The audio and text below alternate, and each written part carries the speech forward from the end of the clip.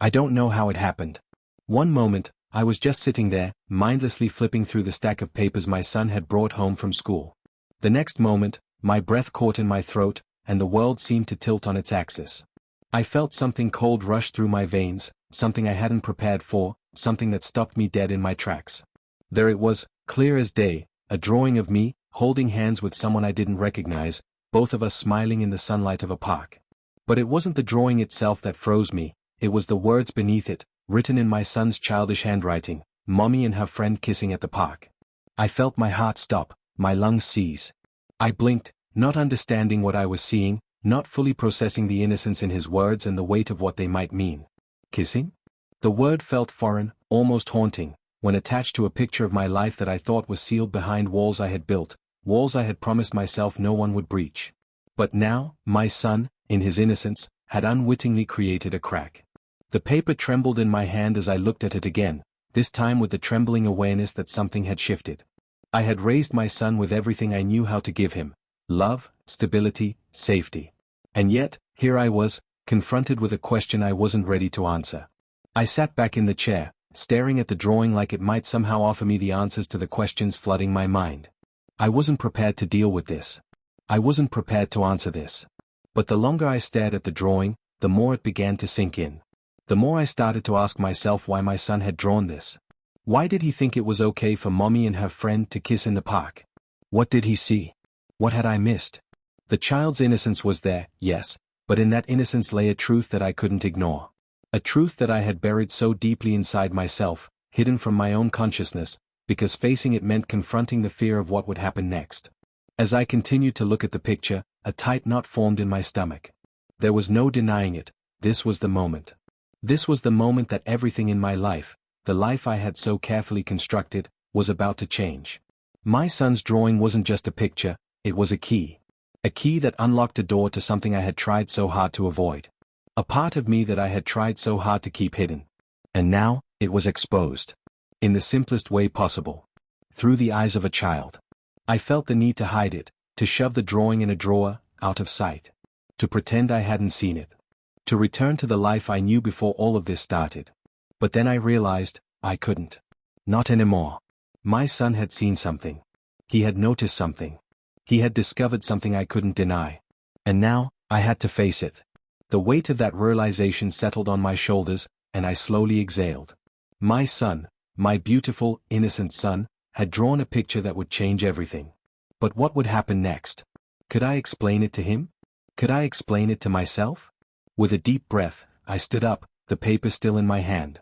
I didn't know what the future held. But I knew one thing for sure, I couldn't run from this. Not anymore. I walked into the living room where my son was playing, completely unaware of the storm that had just swept through my mind. His little voice was singing a song as he stacked blocks, completely engrossed in his game. For a moment, I just stood there, watching him, wondering what he thought of the world, what he thought of me, what he thought of the people in his life. And I realized something that shook me to my core. My son wasn't just a child, innocent and unaware. He was learning from me, from everything I did, from every choice I made. What was I teaching him? I walked over to him, sat down beside him, and gently tapped his shoulder. He looked up, his eyes bright with curiosity, his little face framed by the soft curls of his hair. "What's wrong, Mommy?" he asked, his voice so innocent, so unaware of the weight that was pressing down on me. I swallowed hard, fighting the lump in my throat. I didn't know how to answer him. I didn't know how to explain the picture he had drawn. I didn't know how to make sense of the emotions swirling inside me. But I knew one thing, I couldn't ignore it. Not anymore. Not with my son looking at me with those wide, trusting eyes.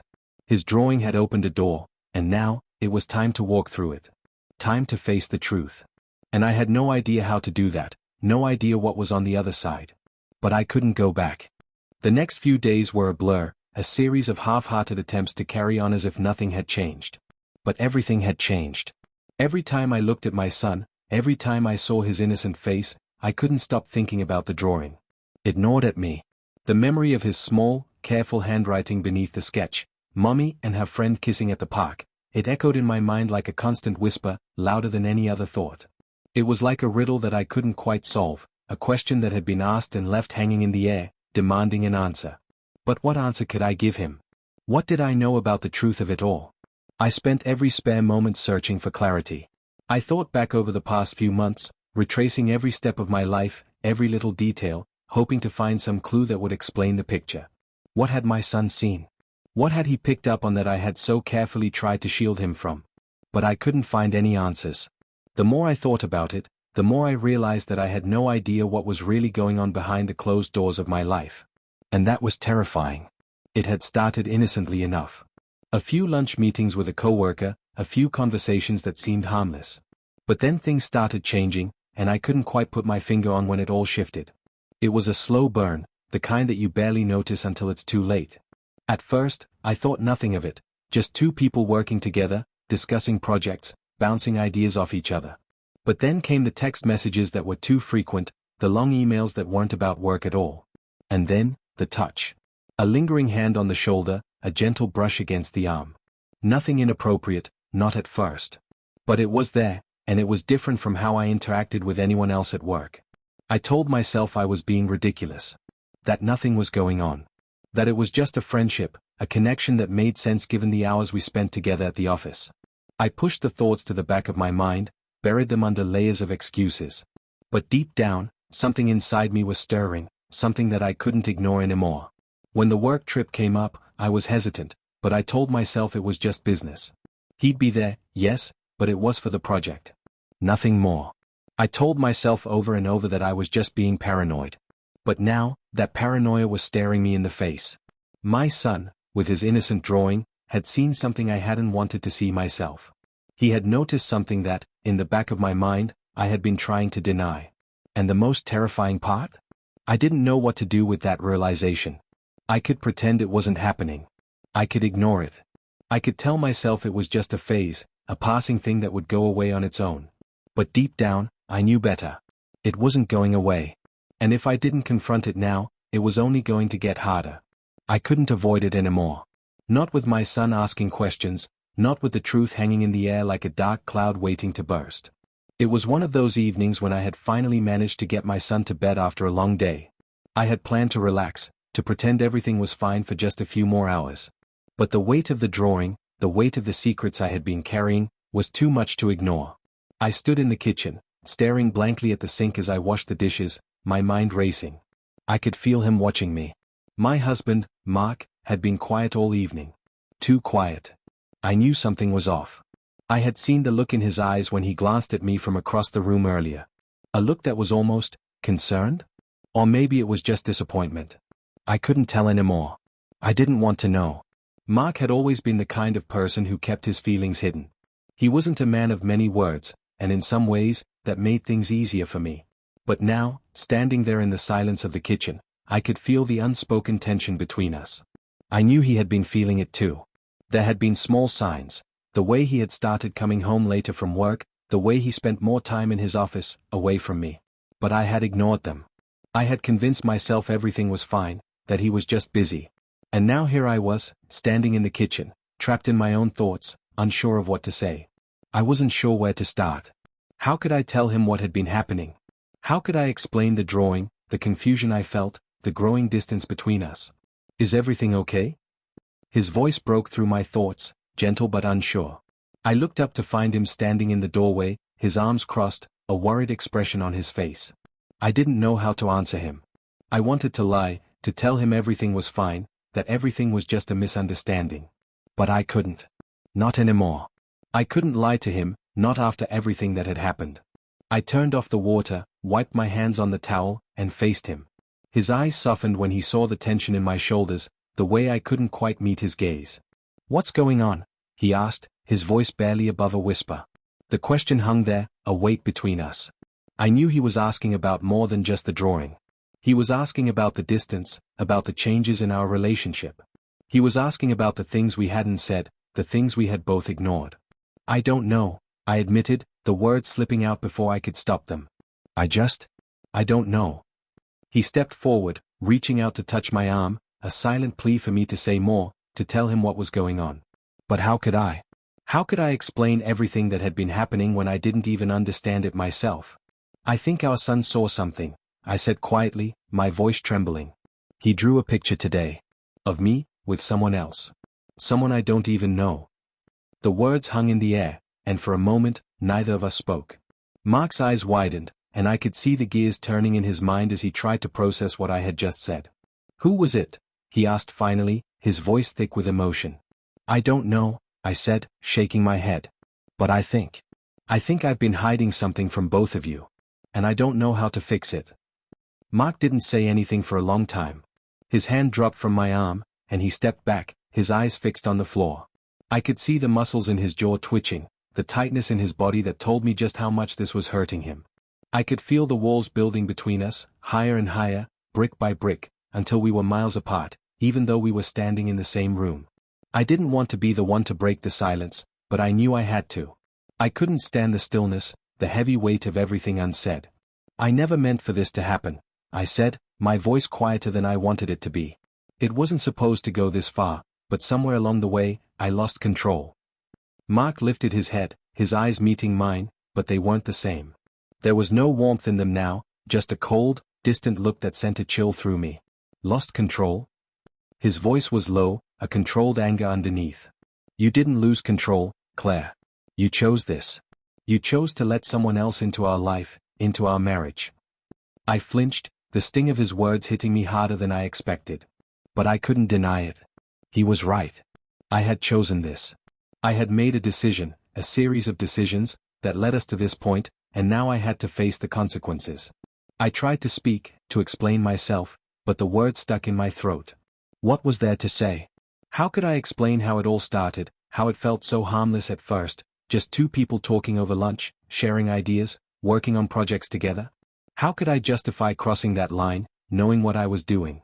How could I explain that somewhere between work and friendship, I had allowed my feelings to get in the way? "I'm so sorry," I whispered, my voice breaking. "I never wanted to hurt you." Mark's face hardened, and he turned away from me, pacing back and forth in the small space between the kitchen and the living room. "Sorry?" He scoffed bitterly. "Sorry doesn't fix this, Claire. Sorry doesn't undo the fact that I'm standing here, watching you fall apart while I'm just left picking up the pieces of a life that you've shattered." Each word felt like a punch to my chest. He was right. I had shattered everything. My marriage, my family, my trust, everything I had worked so hard to build. And now, in the quiet aftermath of it all, there was nothing but this emptiness. "I never meant for you to find out like this," I continued, my voice trembling. "I never wanted you to have to see the pictures, to hear the things you've heard.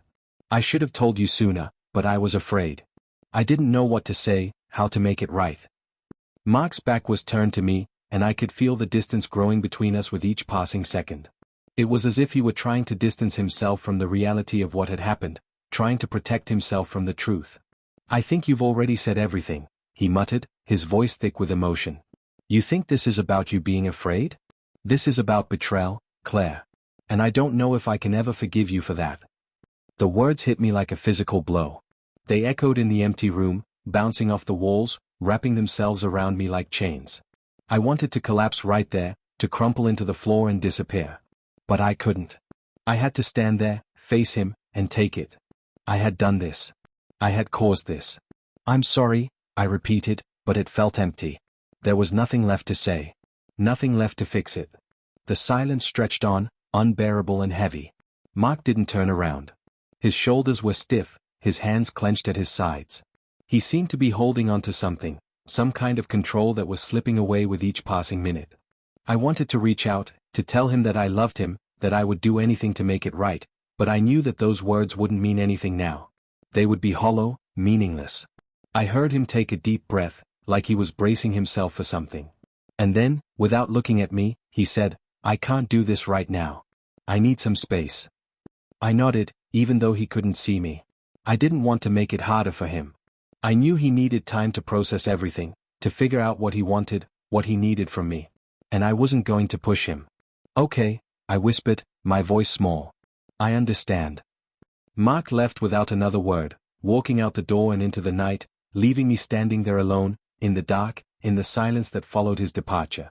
I collapsed onto the couch, my face buried in my hands, trying to hold back the tears that had been threatening to spill for so long. But I couldn't stop them. I couldn't hold back the weight of my own guilt, my own shame. What had I done? What had I ruined? The pictures, the drawing, the lies, it was all too much. It was like I had built my own prison, brick by brick, until it was too late to escape. And now, there was nothing left but the aftermath. I had no idea how to fix this. I didn't know if I could fix it. I didn't even know if Mark would want to try. I closed my eyes, trying to steady my breathing, trying to pull myself together. But I knew that nothing would be the same again. And that thought, more than anything else, terrified me. The next few days passed in a haze, a blur of half-formed thoughts and endless questions that spiraled around in my mind. Mark had moved out. He hadn't said how long he needed, or when he'd be back, just that he needed time. And I couldn't blame him. If the tables were turned, I would have needed time too. The difference was, he didn't have a clear picture of the truth, not the full picture. He was left with half-baked explanations, all of which came too late. I was left in a kind of purgatory, neither here nor there, stuck between what was and what could have been. I spent every waking moment questioning everything, my choices, my actions, my reasons. But there was no easy answer. What had I been looking for? Comfort? Escape? Some kind of validation I hadn't gotten in years? Whatever it was, it had led me to this point, and now the truth was out there, staring me in the face, like a mirror reflecting every mistake I'd ever made. I tried to be strong for my son, but it was getting harder. Each morning felt like a battle, as though I were fighting some invisible force that was draining the life out of me. He still asked about his dad, still talked about him as though he'd just gone on a quick trip. He was too young to understand the depth of what had happened, but the questions lingered, and they were becoming more pointed. Mom, when is Daddy coming back? His voice broke through my thoughts one evening as he climbed into my lap, his small arms wrapping around me in a hug. He said he'd play with me after work. I swallowed hard, trying to keep my voice steady.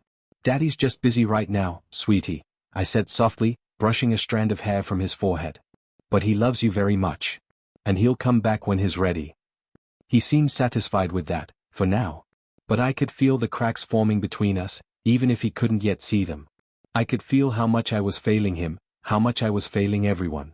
I hadn't heard from Mark since he left, not a single text or call. I knew he was hurting, but it felt like he had shut me out completely. Maybe he needed space. Maybe he needed to be alone to figure things out. But the silence was deafening. It was suffocating. And I couldn't stand it.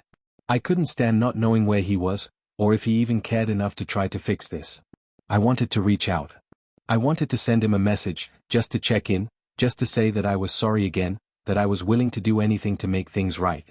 But I didn't. I didn't know if I could, or if it would even matter. It seemed like everything had fallen apart beyond repair. But then, the phone rang one night. My heart skipped a beat when I saw the name on the screen, Mark. I hadn't expected this, not after everything that had happened. I almost didn't answer, almost let it go to voicemail. But something inside me told me I had to pick up. That maybe, just maybe, this was the moment. Hello? My voice was shaky, unsure, but I couldn't help it. There was a long pause on the other end of the line. I could hear him breathing, but he didn't say anything right away. I thought maybe he was just trying to figure out what to say, but I didn't know what I was supposed to say either. Mark? I whispered, my voice small. Is everything okay? Finally, I heard his voice. It was quiet, distant. But there was something in it that I hadn't heard in days, something that almost sounded like hope. I've been thinking, he began, his voice thick. I've been thinking a lot, Claire. About us. About everything. My heart skipped again, but this time, it was a different kind of feeling. Hope. A fragile, almost desperate hope.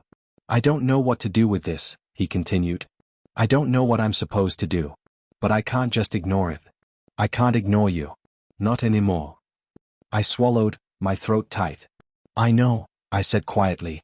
I know I've messed up, Mark. I know I hurt you. And I don't know if I can fix it. But I want to try. I want to try so badly. There was silence again, but this time, it didn't feel like the cold, oppressive silence that had filled our home these past few days. It felt different. Like maybe, just maybe, there was a chance. I don't know what you want me to say, Claire, he said, his voice softer now. I don't know if I can just forgive and forget. But I don't want to lose you. I don't want to lose what we had. I closed my eyes, feeling the weight of his words settle in my chest. What we had. The past seemed like a distant memory now, something almost unreachable. But what if we could rebuild it? What if we could start over, from the beginning, and try again? I don't want to lose you either, I whispered, my voice barely audible. I don't want to lose everything we've built. I don't know how to fix it. There was another long pause, and I could feel the space between us widening once again, even though we were talking, even though we were speaking the same words. It was like we were both too afraid to take the first step forward, to close the distance between us. I don't know either, he said finally, the words heavy with regret. But I'm willing to try, Claire. I think we need help. We need to talk about this. Not just for us, but for him too. He was talking about our son, of course. The one who had no idea what was going on, the one who was caught in the middle of all of this. I'll do whatever it takes, I said, my voice trembling. I'll do whatever it takes to make it right. I think we both need time, Mark replied. And we need to be honest with each other. No more secrets. The words hung in the air between us, and for the first time in days, I felt something like relief. Not resolution, not a complete fix, but hope. A crack in the walls I had built, a glimmer of light breaking through the darkness. I agree, I said softly. We'll figure this out. Together. We didn't say anything else after that. There were no grand declarations, no promises of perfection. But in that moment, I felt a shift. A quiet understanding. Maybe we weren't completely broken. Maybe there was still a way back. But I knew it wouldn't be easy. Fixing a marriage, fixing what had been broken by lies, by mistakes, by years of silence, it would take time. It would take work. But for the first time in a long time, I was willing to put in that work. And maybe, just maybe, it would be enough. The next few weeks were filled with moments of tension and healing, a confusing blend of the two. I tried to be patient. With him. With myself. It felt like walking through a fog, unable to see the way forward clearly, but knowing I had to keep moving. Neither of us had the answers, but somehow, we both had an unspoken understanding that the first step was just that, moving forward. Mark and I started seeing a counselor. It was an idea that I had suggested, but one I had been terrified to bring up. I feared he would reject the idea, afraid that it meant we were beyond saving. But when he agreed, I knew it was the first sign that we were both willing to try. We talked about everything, the good, the bad, the things that had driven us apart and the things that had once brought us together. It wasn't easy. It wasn't comfortable. But it was necessary. The counselor often asked about the little things, the things we had taken for granted in the rush of daily life, how we spoke to each other. How we communicated when things went wrong. When we were upset. It made me realize just how much we had let slip away. So much had gone unsaid over the years. There were times we had drifted into silence, not because we didn't love each other, but because we had stopped being vulnerable with one another. Stopped being real. I'll never forget the first time Mark opened up about the things that had hurt him. I had never seen him like that, raw and open, allowing me to see the cracks in the walls he'd built around himself. It wasn't easy for him. I could see the vulnerability in his eyes, the way he struggled to speak the truth. But when he finally did, it was like something had shifted between us. The weight of his words, the hurt, the disappointment, the loneliness, was heavy, but it was honest. And it made me realize how much I had shut down over the years. I had been so focused on myself, so focused on avoiding confrontation, that I'd forgotten how important it was to listen. To really listen to him. It wasn't just about the affair. It wasn't just about the mistake I'd made. It was about the years of unmet needs and quiet resentments that had been growing between us. Those little things we had overlooked, thinking they would work themselves out, had piled up until they became too heavy to ignore. But the process of rebuilding was slow. At times, it felt impossible. There were nights when we went to bed angry or frustrated, when the pain of the past felt too much to bear. But we didn't give up. We didn't throw in the towel. We held on to each other in the small, fragile moments that mattered, like when Mark reached for my hand in the dark, or when we laughed at something silly our son had done. And I could see him changing too. His eyes weren't as distant. His smile wasn't as forced. He was opening up in ways I hadn't expected, acknowledging the things that hurt him, but also acknowledging that we were both part of this mess. I could see the walls that had once divided us slowly start to crumble, bit by bit. But it wasn't just about our relationship, it was about our family. The most important thing I knew was that we had to keep our son in mind. He was the one constant in all of this. He had no idea what had been happening behind closed doors, but he felt the tension. He felt the distance between us. And while we weren't perfect, I knew we had to do this for him. We had to show him what it meant to love and be loved. We had to show him that families could overcome anything, even the darkest of times. One Sunday afternoon, we took a walk to the park as a family, just the three of us. It had been a while since we'd done something so simple, so normal. The sun was shining, and the air was crisp, like the beginning of spring. I watched as Mark pushed our son on the swing, his laughter filling the air, and I realized something. It wasn't about fixing everything perfectly. It was about showing up. Day after day. It was about being there for each other when it wasn't easy, when the pain still lingered, when the past still haunted us. Later that day, as we sat together on the couch, I rested my head on Mark's shoulder, and for the first time in a long time, I felt peace. Not the kind of peace that comes from everything being perfect, but the kind that comes from knowing you're working through something together. Knowing that, no matter what happened, we were still standing side by side. We've come a long way, I said quietly, looking up at him. He nodded, his eyes thoughtful.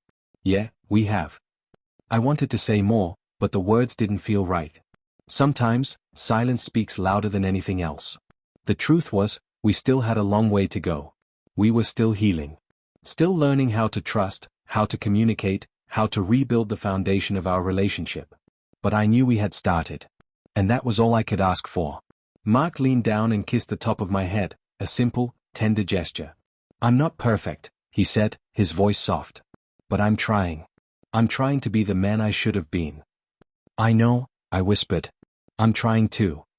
And as I sat there, with our son nestled between us, I realized that maybe, just maybe, this was the beginning of something new. Not a perfect ending, but a new chapter. A chapter where we could love again, even through the pain. A chapter where we could build a new life, piece by piece, together. The journey wasn't over, not by a long shot. But we were on the right path now, and that was enough for me. For us.